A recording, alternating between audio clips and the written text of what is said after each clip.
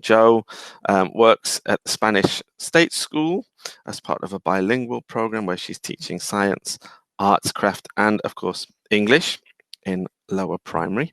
And as the father of a 6-year-old, you have my undying respect for dealing with big groups of that age group. Jo is also one of our fantastic authors, and she's written lots of course books, including Give Me 5, and as I mentioned earlier, has also agreed to put together a series of Give Me 5 top tips videos. So today, Jo is going to answer all your questions about how we teach young learners online. So Jo, over to you. Thanks very much, Mike. Well, it's lovely to be here again today, and it's fantastic to see so many of you. I've just been looking at all different countries that you're all from, and it's amazing to see so many here. Many of us have found ourselves, though, in a situation where we are no longer teaching children face to face. We're having to teach remotely using a variety of different platforms like Google Meet or Zoom. And this sudden change has been a challenge for teachers and children alike. We may have many years of experience of teaching young learners face to face, but we may be less familiar with how to teach online. Some of our more active classroom methodologies, such as cooperative learning, pair work and group work, it's difficult to adapt to our new situation. And although there is a vast array of different technology and a variety of different apps out there, much of it is accessible to children who are more independent, children who are now reading to learn rather than learning to read. So we find that we need to reach a little further down into our tool bag and pull out some of the skills that we already have and that can, just with a little adjustment, work very well in an online environment. My own first attempts at online teaching focused mainly on making sure that everybody was okay, being able to see each other after almost a week and making sure that everybody felt comfortable and at ease with this new way of communicating. Even now, after almost 2 months of online classes, there are still 1 or 2 pupils who prefer to participate with the camera off, and one who is more comfortable writing answers on a piece of paper rather than participating orally. So for me, teaching this age group online is about keeping in touch, not losing that contact with English. We are moving forward with the curriculum, but more slowly and with hand-picked content that adapts well to this novel situation. So the ideas that I've chosen to talk about today are those which I think help children to feel comfortable enough to participate and join in with us in our virtual lessons. I'm going to focus on using the environment around us, how to use the fact that the children are at home to our advantage. I'll be looking at ways of increasing participation. We need the children to join in actively with our lessons and not just sit there as if they were in front of a television or a cinema. I'll be suggesting some games that I feel work best and a few suggestions for class management. And then at the end, there'll be a chance for you to ask questions in the Q&A section, and I'll try to answer them all.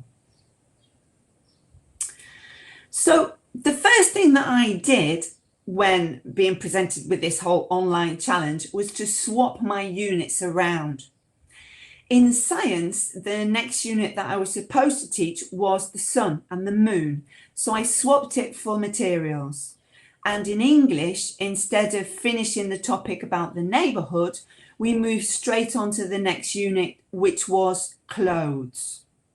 The reason being was that the children have got easy access to different clothes And they've got lots of things around them made of different materials that they can touch and investigate. And in this way, we could use the children's home to personalize our lessons and to connect with our pupils in a way that creates opportunity for real communication as well. One idea for using the children's home environment is to play Show Me Something. Ask students to find things in their homes that represent what it is that you're teaching. Make sure that you've got some examples of your own at hand to give visual support if needed. In my materials unit, I introduced 6 different materials, and then I asked them to go off and find something made of each one. This is made of wood. Can you show me something made of wood? They then touch and experiment with each object to find out its different properties. Is it hard or soft? Is it smooth or rough? Etc. Use the same game to review colours by saying, show me something green, show me something red. Allow time for children to look around and pick up an item before moving on to the next colour. With preschool children, give them an example first. This is yellow. Can you show me something yellow? It's a good idea to tell parents what you will be doing in the lesson so they can gather a few different items and maybe put them in a box nearby. Or you can just get used to the idea that they will disappear for a while. You can see in the photo here that I've lost a couple in their hunt for green items. You can review shapes, toys, and different concepts as well. Things that are natural or man-made around them, things that are big or small, things that are long or short.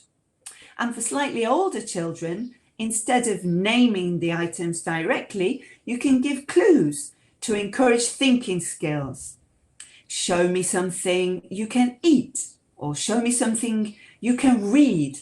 Show me something that can fly.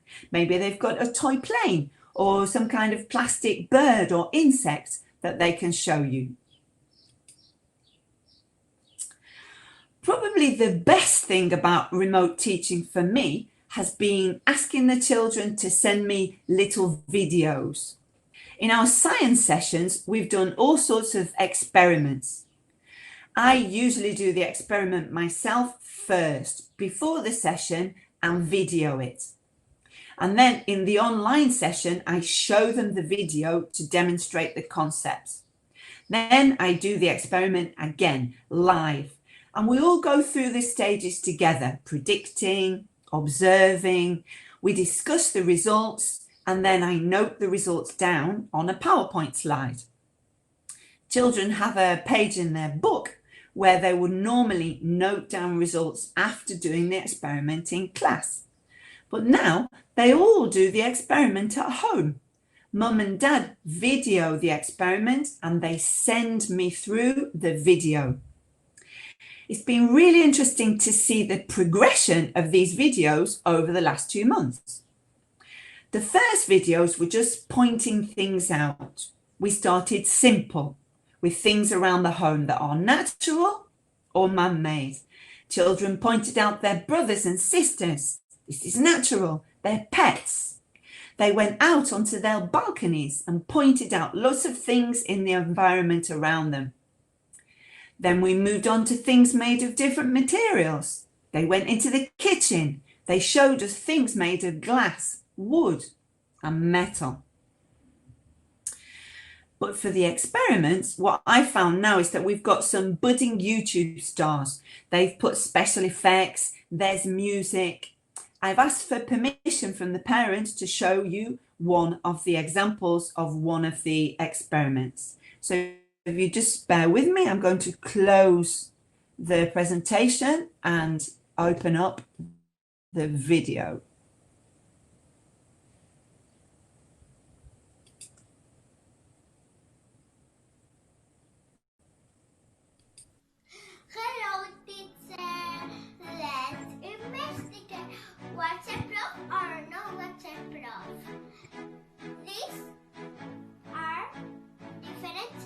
material.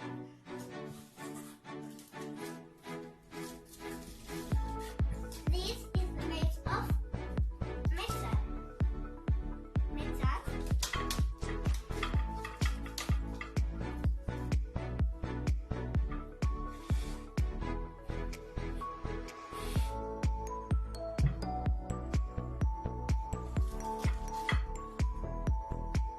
It's waterproof.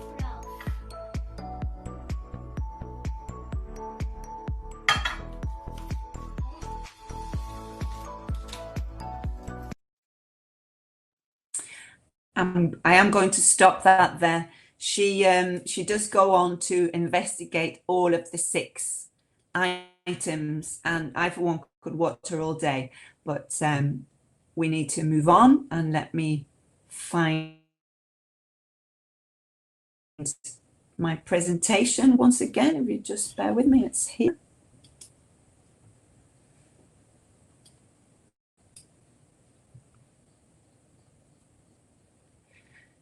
There we go. The other thing about the videos for me has been watching how some really shy children really come out of their shells when interacting with a parent, producing more language than they would even normally in the classroom. The videos are also ideal for assessment. Parents send the videos privately via WhatsApp. So for assessment, I've got everybody's video all together for each child, so which makes it easier for me to see the progression. And I can also give direct feedback to each parent about the children and about the videos. Another thing that we can do is a game to play to take advantage of the home environment, and that's the Mirror Me game. Ask the children to bring some of their toys to the online lesson. Use these toys to practice prepositions of place by mirroring what you're doing with one of their own toys, or by following instructions that you give. The ball is next to the car, or put the ball between the car and the bear. You could ask them to use any different items, maybe transport they might have lying around, animals, dolls, to practice he and she, or classroom objects. After giving your own examples, some of the more confident children could take over and give instructions as well.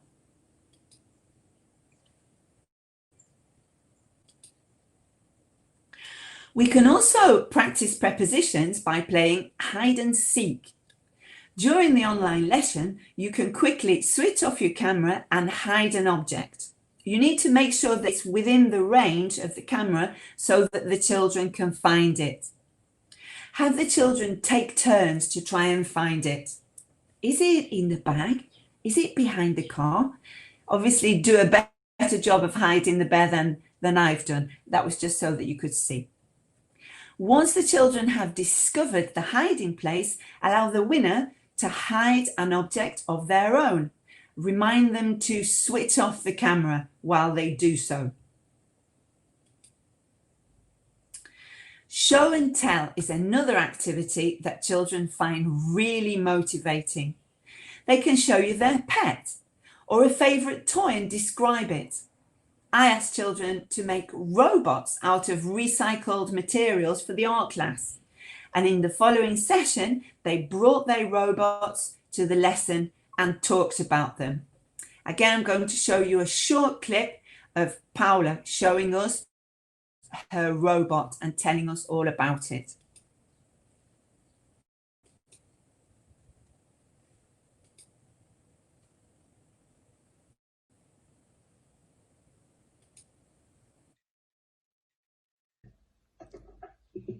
This is made of paper.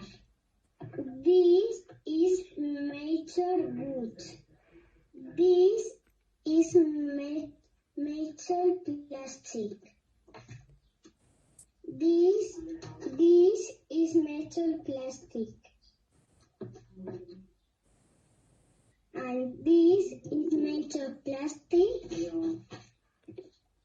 And ice is made of plastic. That's fantastic.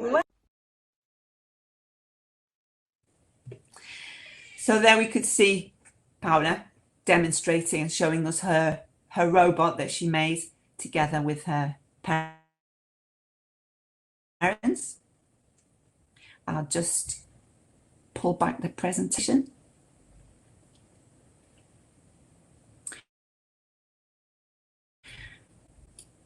With this type of activity, participation is high. Everyone wanted to show their robot and tell us all about it, which brings me to the next point: how to increase participation online. At the beginning of the session, I talked briefly about helping children to feel comfortable.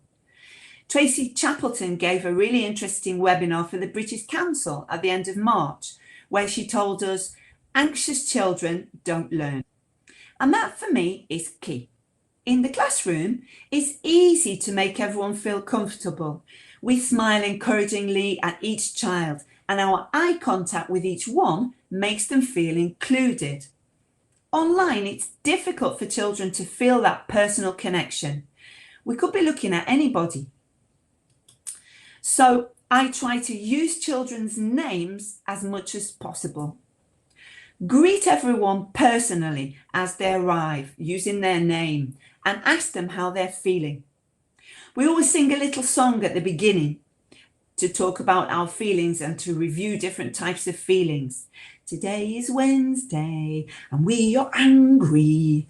Today is Wednesday and we are bored. Today is Wednesday and we are happy. After that, I ask them how they're feeling. Letting them answer individually makes them feel included and involved. So again, I want to just show you a short clip to give you the idea. You can see the children talking about their feelings.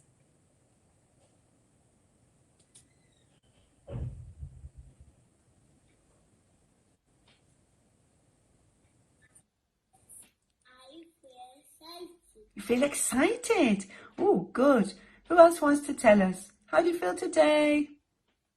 Esther?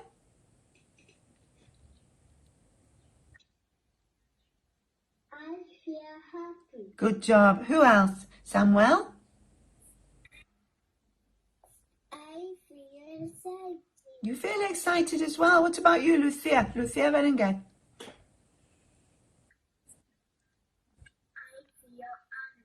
You feel angry.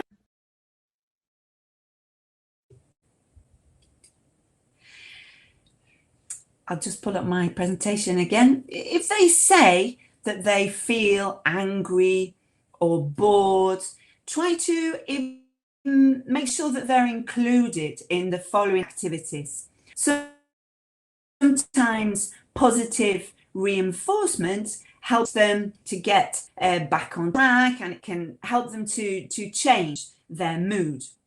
If they've answered a question correctly, include their name in the praise. Try to name everyone at some point during the session if you can. Singing songs also encourages everyone to join in. Action songs are the best. Even with microphones on mute, we can still see that children are joining in and enjoying themselves. I'm going to show you another short clip where you can see children joining in with the Days of the Week song. We always start this song by holding up 7 fingers. So we can see that everybody is joining in, even though we won't be able to hear them. You will be able to hear me though, unfortunately. There are 7 days, there are 7 days, there are 7 days in a week. Monday, Tuesday, Wednesday, Thursday, Friday, Saturday, Sunday. Super.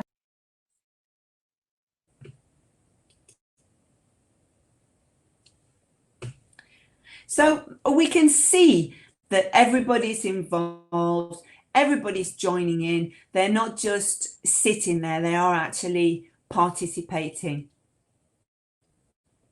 We can also encourage the participation in songs by congratulating those who you see are doing a good job and mouthing along with the words.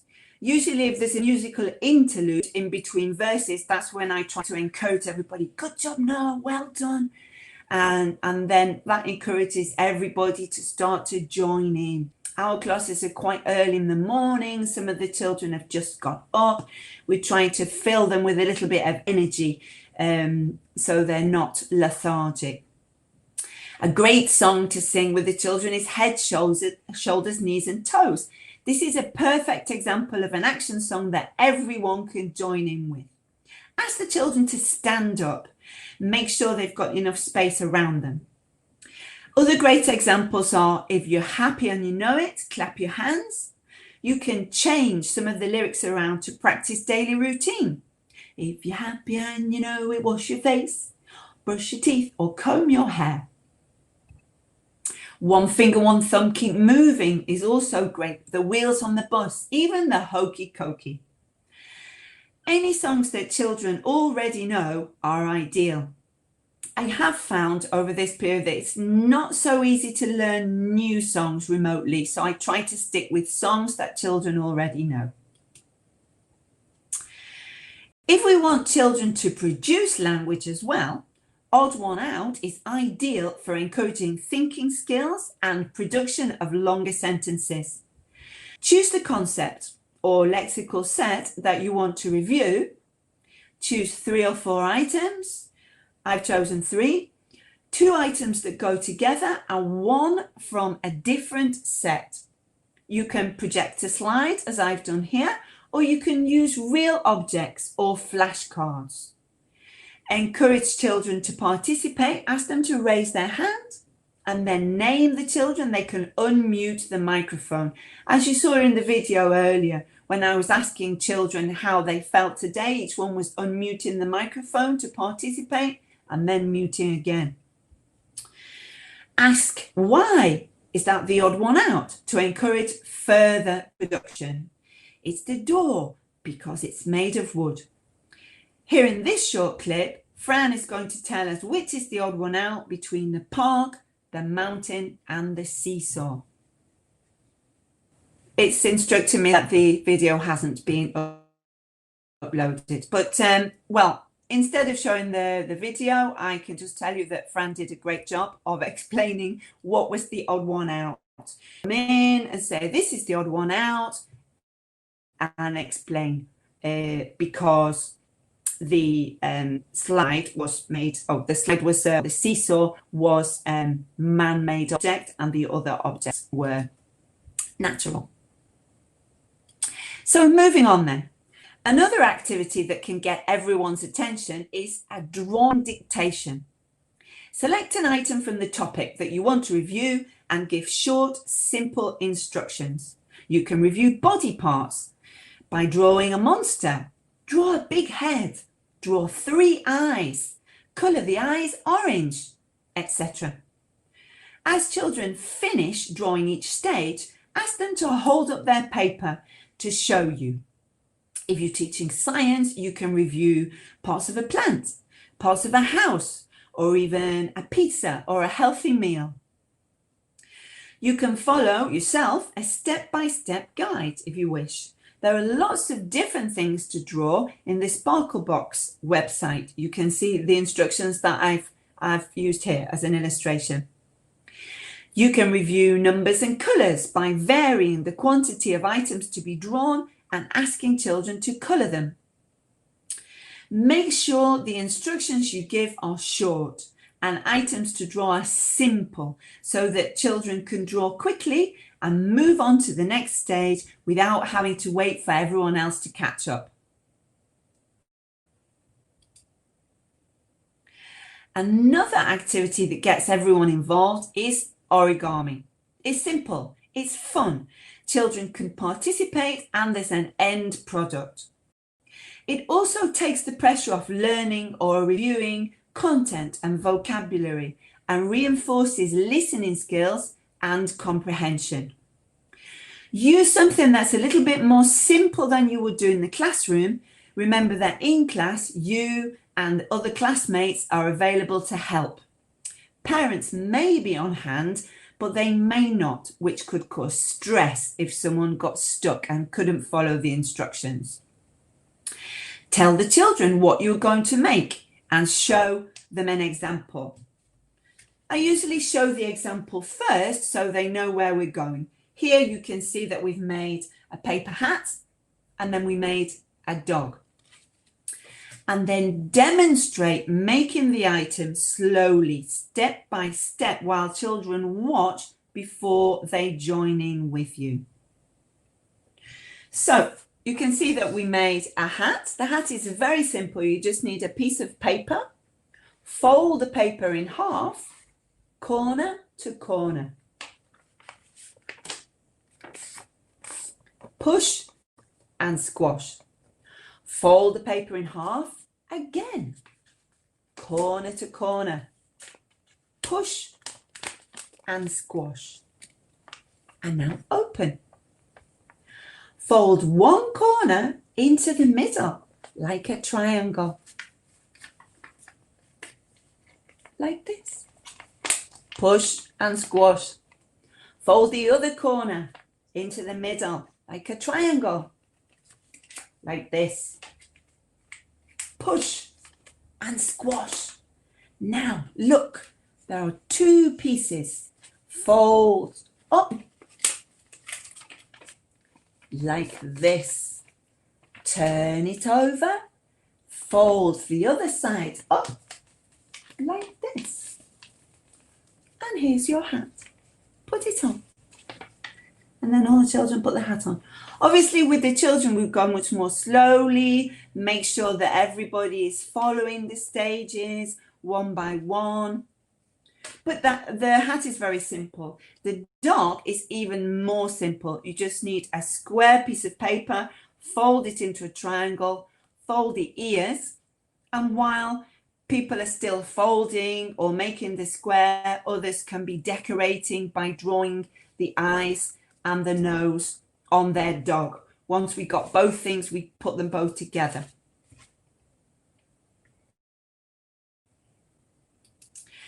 You can also demonstrate something that then they can go away and do offline. We made the ocean in a box, which was very successful, and this kept everyone busy right at the start of the confinement period. Then we made windmills. I demonstrated online and left the instructions on my blog so that parents could help, because this is a little bit more complex. They had to put a pin in the middle, but everybody made a windmill. They all sent photos, they sent videos of blowing the windmills. Later on, we made robots from recycled materials, as you saw Paula describing her robot earlier on. Again, I demonstrated what to do, and the children went away with their parents afterwards and made their own robots, which were far and away more fabulous than anything that I demonstrated, or even anything that we could have done in the classroom with limited resources. In fact, you can see here that one of the robots is in fact wearing a mask. Making things has allowed children to pay attention for more extended periods of time. They're highly motivated by the end product, but in general, their attention span is quite short. It's even shorter online than it is in the classroom. So it's a good idea to change activities frequently and play lots of games. So I'm going to show you a very small selection of games that I found work quite well. I Spy. I Spy works very well. You can play I Spy to review any number of different lexical sets. Have all the objects or flashcards ready on the table in front of you. Make sure everyone can see them. It could be a collection of animals, plastic animals, toys, clothes, whatever lexical set you're working on. Or you can use some of the online videos that you can find on YouTube. I Spy with my little eye, something beginning with A. You can see it's an apple. So the videos on YouTube have a wider variety of images. Just watch them through first to make sure that children know all the vocabulary before you use them. I Spy is also extremely adaptable. Instead of working on the initial letter of each item, we can think about what things are made of. I spy something made of plastic, a pen, for example. Or we can practice colours. I spy something green. Simon Says is also great as a warmer to grab everyone's attention, or between activities to change focus. You can review parts of the body. Simon Says, touch your nose, touch your ears. You can review action verbs that children learnt in class. Simon Says, stand up, sit down, or turn around.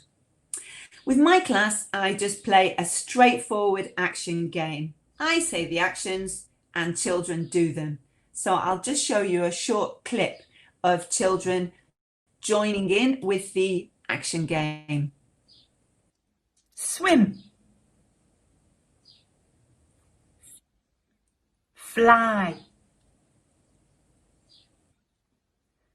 Brush your teeth. Wash your face.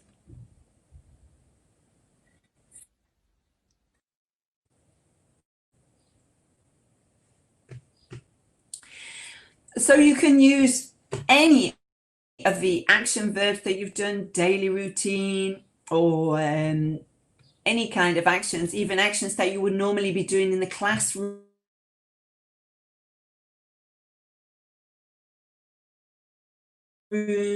Draw, colour, paint, just to review and make sure that children don't forget these different things, even if they're not using them at the moment. The stand-up, sit-down game is also good for practicing closed questions. In this game, instead of answering verbally, children stand up for yes and sit down for no. As well as giving them the opportunity to move around, if they're unsure of an answer, they've got the visual support of their classmates to give them confidence. Make a statement. If it's true, children stand up. If it's false, they sit down. For example, cats can run.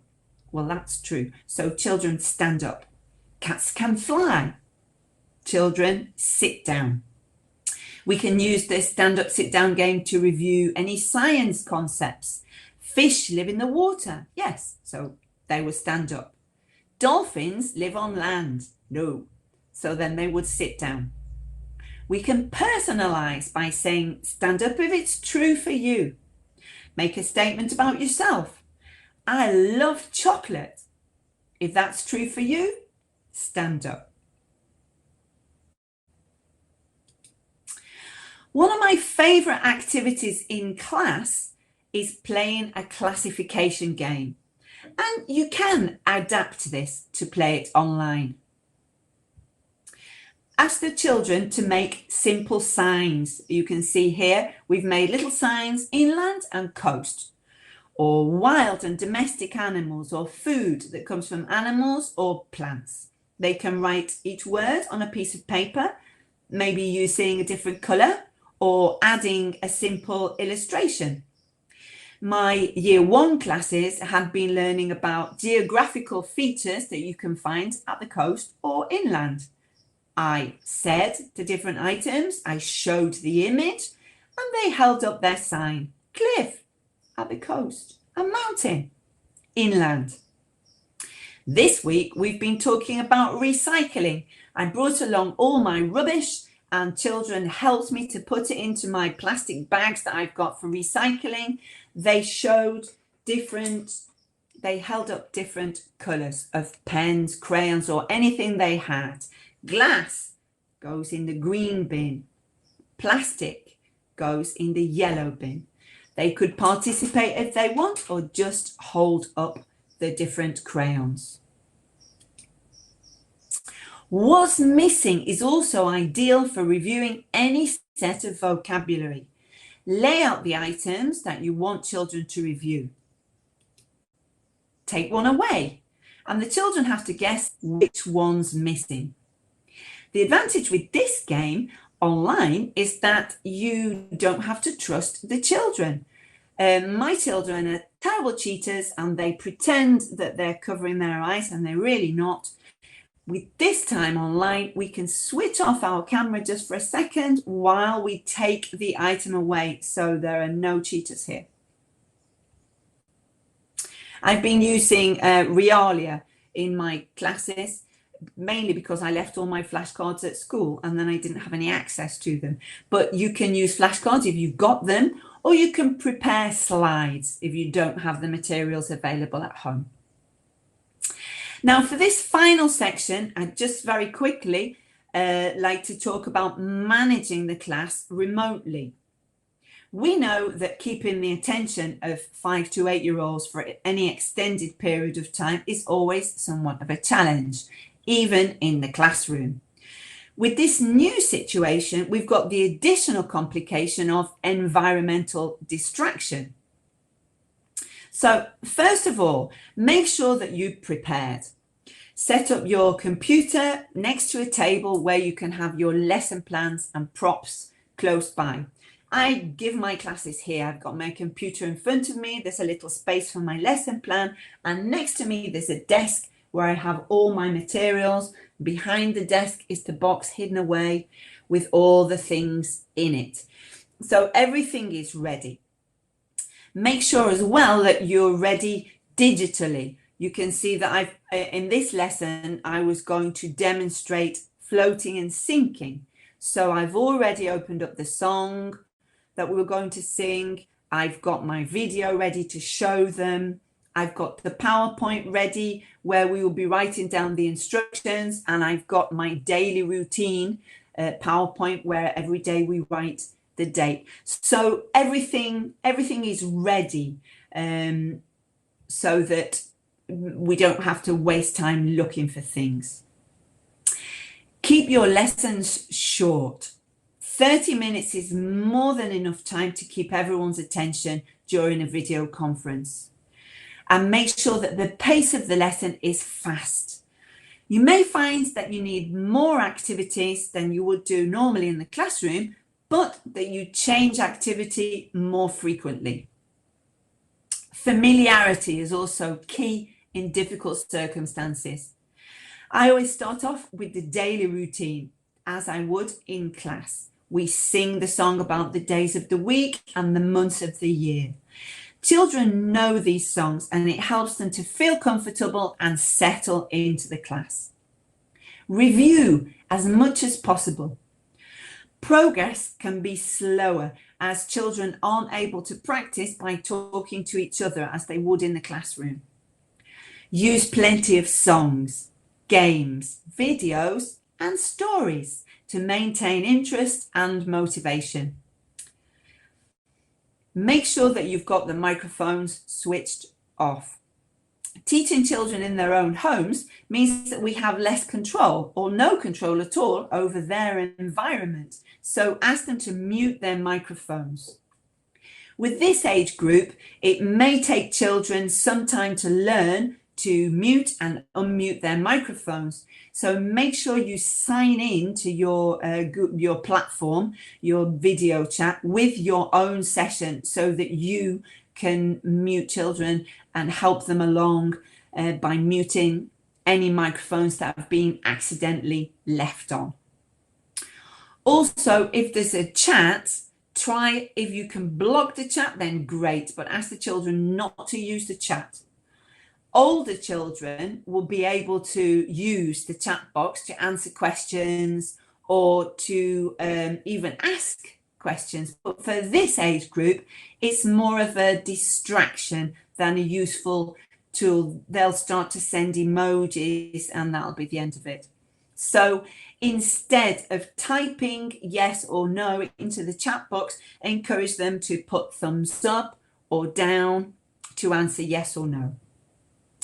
Some video conferencing tools such as Zoom, they also have a draw application, which I also recommend disabling before starting the session. We don't want children drawing all over our slides. Break up your session with short activities to keep everyone on their toes. Use one or two different ones to include in each session. You can just suddenly shout out, everybody, fly like a bird, jump like a frog. Don't forget to catch a fly. So that's it really for my suggestions for teaching younger learners remotely. And now I'd be happy to answer any of your questions that you may have for me. Hi, Joe. Can you hear me? Hopefully Mike has been noting down. Somebody's just asked a question there. How do we deal with parental anxiety? Well, that is a tricky one, but it's very important, I find, to have direct contact with those parents. So I've got 3 groups of parents, one for each of my 3 classes, and I can speak to the parents directly and try to reassure them. And of course, the parents attend these classes in large part. You can see the parents sitting next to the children. Sometimes you can hear them actually whispering the answers. So parents are there, they're joining in. Sometimes they say, oh, I don't know a lot of English, and I just try to make light of it, joke with them. Well, you know, you're learning a lot through these online lessons. Hi, Joe. Can you hear me? Yes. So, thank you. I have indeed been writing down lots of questions, but a huge thank you to you for an amazing session. It's been great. Amidst all the questions, just so many comments saying how much people have enjoyed today's session. And probably people aren't aware, but we've got over 1,500 teachers with us right now live. So thank you all for joining us. And I think we have to say, I mean, as well as yourself, Joe, the stars of the webinar have been these amazing kids, and we're very honored that you've shared the videos with us. So lots of compliments for the kids as well in the chat box. I'll pass that on. They'll be thrilled. And I have to say, Joe, you must be a great teacher, because you did the origami lesson and I was following it here. Would you like to see my attempt at the origami? Yes. No, I didn't do this one. This is my hat, so I'm very proud of my hat. So thank you very much. So lots of questions. One, and you touched on it in the webinar, but one that perhaps we can speak about again is these are young kids. They're sitting in front of a screen. What is the optimum amount of time for a lesson, do you think, in the current circumstances? Well, I would definitely say no longer than 30 minutes. Their attention span is more or less, that's about right. Right at the beginning, we were given some freedom from the school to give the classes as long as we wanted, but they just naturally fitted into a 30-minute slot. It's plenty. So definitely no longer. If you want to work on any worksheets or anything, the children can do those after the session, but I would say no longer than 30 minutes. Okay. And during the webinar, you spoke about how you start the lesson. What about finishing a lesson? What's your routines for finishing an online lesson? Well, at the end of the lesson, we always finish by saying bye-bye. I have said that we have the children's microphones all on mute during the session, except for when any child wants to participate, they will switch them on individually. But at the end of the session, everyone is allowed to put their microphone on at the same time, and they can all say bye-bye to each other. And they actually look forward to that so much that occasionally when I've made them a separate video and I've shown them the video and I've said bye-bye at the end of the video, they've all switched on their microphones and started to say bye-bye. I'd say, no, it's not time. So they very much enjoy just that moment of speaking to each other and saying bye-bye to each other. So we always do that at the end. I do turn the volume down a little bit though, just before. And obviously, it's a different experience from teaching in the classroom, teaching online. How do you differentiate? So let's say you have some kids who are shy, some kids who are hyperactive, maybe some kids with educational needs. How do you manage all of those different needs in one online lesson? Well, that's a tricky one. What we do is children that are particularly shy, some of them, they haven't found that they were able to switch their cameras on. So I have allowed them to participate in the sessions with their cameras off. Obviously, there's been contact with the parents so that I know that they're there, I know that they're participating. And sometimes when they do want to say something, they've switched the microphone on and they've participated orally, but they've not wanted other children to see them. So those children have been allowed to participate without the camera on. I've also got another child who he found the situation very, very stressful. And he said to his mum one day, he said, right, that's it. I'm not speaking English again at all until this is all over. And we came to an agreement in discussion with the parent that the child would be allowed to write the answers down if he wanted to participate. So he usually writes, "Good morning, teacher," and he holds up his paper. So whenever I see him with the paper, I encourage him and name him so that he's still included in the lesson. And also any of the action games, he can join in those, but he doesn't actually want to speak. However, he does speak on the videos. So it's a case of trying to find a happy medium, but communication with the parents is key. Okay. And one of the particular challenges of the current situation, I think, especially with young learners, is how do we go about practicing speaking? Because obviously when you've got them all in the classroom together, that's a lot easier. You can put them in pairs and put them in groups. What about in this situation? How are you helping them with developing their speaking?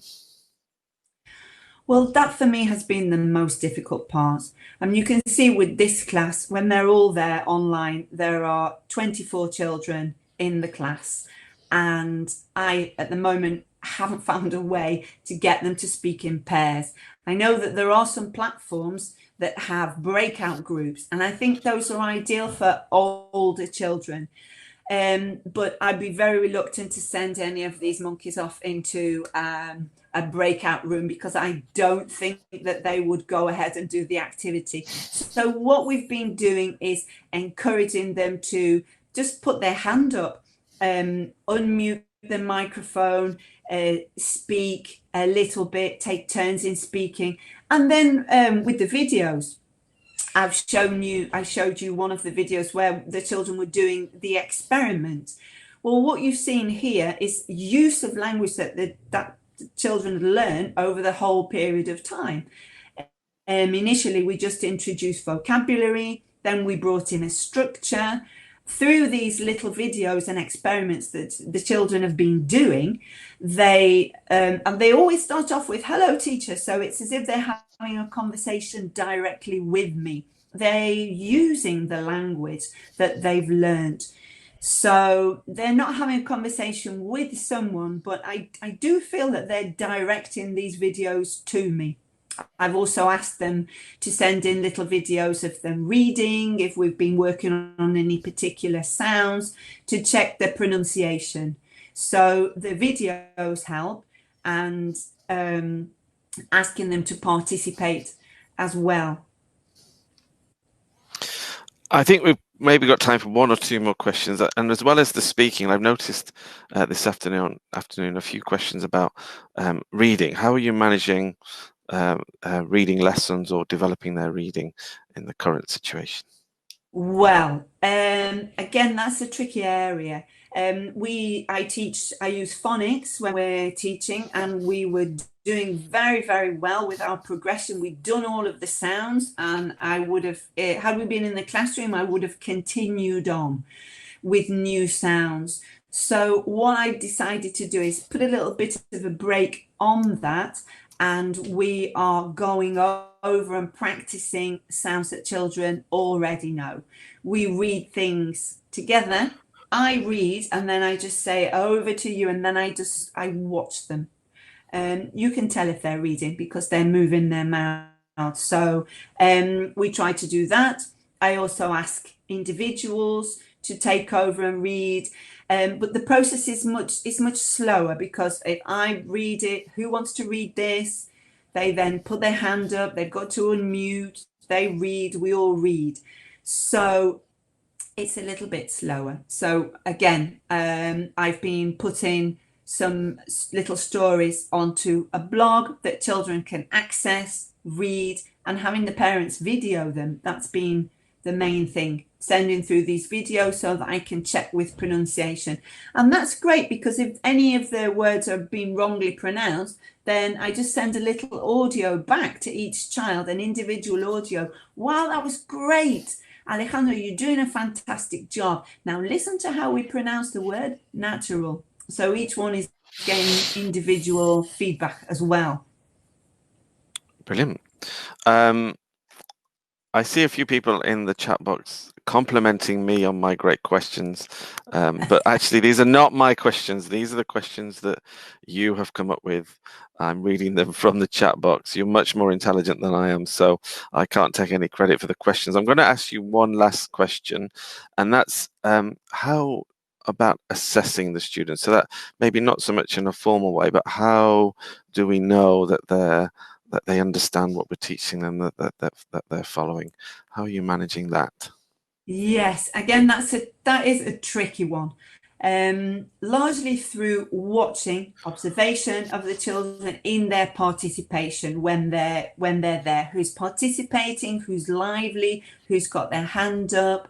Is their participation correct? So a continuous assessment, really. I'm also using the videos, which has been a great help to assess everyone individually. But I did say before, there are some children that haven't put their camera on, or perhaps haven't sent the videos through.